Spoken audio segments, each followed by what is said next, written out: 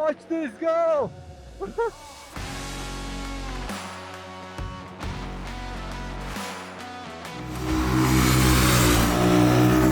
This moment right here is where I get to say, I told you so. It always feels great as an automotive journalist to see manufacturers implement the changes that you have described. And I would like to take a lot of credit for this motorcycle right here, thanks to our little experiment with the OG Guerrilla. By just changing the tires, we showcased the full potential of what it really is, a fantastic roadster.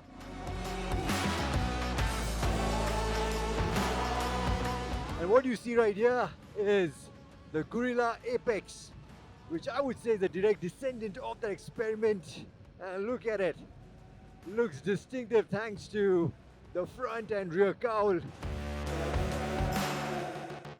now it also comes in this solid red livery, which I personally think looks smashing. Small changes which I think make this look even more stunning, even more purposeful as a roadster. The other big giveaway, of course, is this new aluminium handlebar, which now sits 56 mm lower and 57 mm further forward. It's unbelievable how much of a difference just this handlebar makes, because now you are sat in this really sporty riding position. It also helps you properly hold on to this tank, this 11-liter tank, and the seat, which I hated on the Guerrilla because it was not the most comfortable and made your butt go numb in like 50 odd kilometers. Now no longer is a problem, and that's mainly because of this new slightly forward can riding position, which means you're not really sat in the same position all the time. You're not really sitting more upright, and that makes the seat a lot less uncomfortable. But more importantly, as a roadster, the corners is where this setup works so well, because you're so well connected with what the front is doing. You have so much more feel, so much more feedback coming in, which then in turn really boosts your confidence to really attack the corners. But the biggest news here, of course, is the switch to the stickier Vredestine Centauro St tires, W rated, and man, they have so much grip, you feel like you can get away with murder. Grip which allows you to fully exploit the full potency of this engine. It's the same Sherpa 452cc liquid cooled engine which we experienced on the Himalayan, makes the same 40 horsepower, 40 Newton meters of torque. Oh man, so involving. Listen to the intake howl.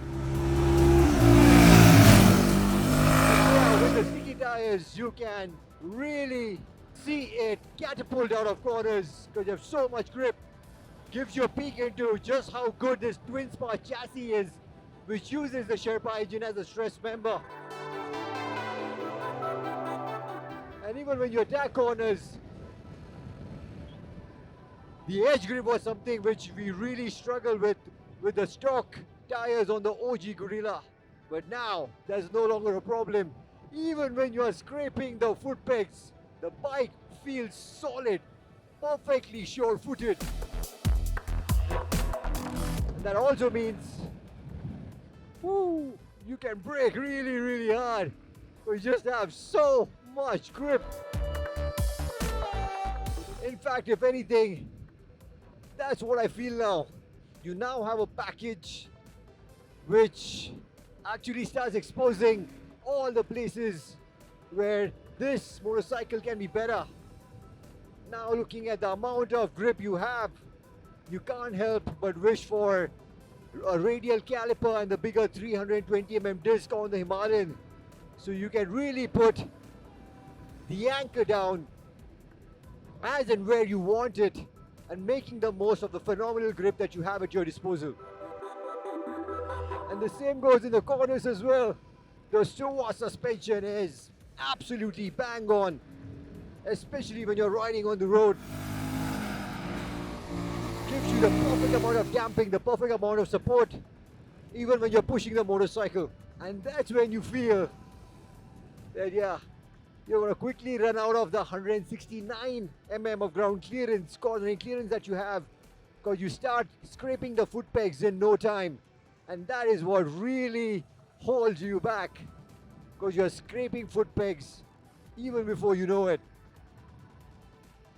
So that's where I start. Can't help but wish that maybe we also had rear set pegs, at least as an accessory, to make the most of this machine, which I feel right now is really knocking on the doors of the KTM Duke 390, at least the 350cc version, in terms of providing a phenomenal riding experience as a roadster, which is a lot more involving.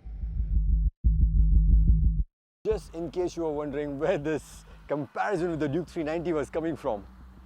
But if we were to compare, I think it's very important to establish that we are comparing this with the new 350cc powered Duke 390 and not the Duke 390R, because that bike wins this battle hands down. It's a lot more powerful, it's a whole lot lighter, that engine is so much spicier, and yeah, that's a battle which this bike is never going to win, but it's also a whole lot more expensive. So when we're comparing it with the 350cc Duke, and again there on the track that will undoubtedly be better, because again it is lighter, makes similar power, but it does come with again, firstly good tires now, and other electronic aids in terms of the bidirectional quick shifter. All of those things will definitely give it that small edge on the racetrack. But on the road, the odds are evenly stacked, because then it essentially just comes down to the character. Because in terms of just how involving this motorcycle is, and with all of that torque lowered down, and with that intake howl, with the 452cc Sherpa engine, that's something which I've always loved. And that means that the motorcycle Guerrilla basically comes alive at like 3000 RPM, and you don't have to rev it till 6000 RPM like the Duke 350 to really get it going. It's so entertaining. It's such a peppy little hooligan. And now, especially with the road tires, it also has the handling to put that big smile on your face. And when we are comparing, it's also hard to ignore its 2.49 lakh price tag in this trim right here, in this beautiful red color with the front and rear cowl. I think it looks smashing. So yeah, it essentially comes down to the kind of person you are and the kind of motorcycling you enjoy and the kind of character you're looking for in your roadster. But I am just really happy to finally see the Royal Enfield Guerrilla Apex finally get the love and accolade that it deserves for being the fantastic roadster that it is.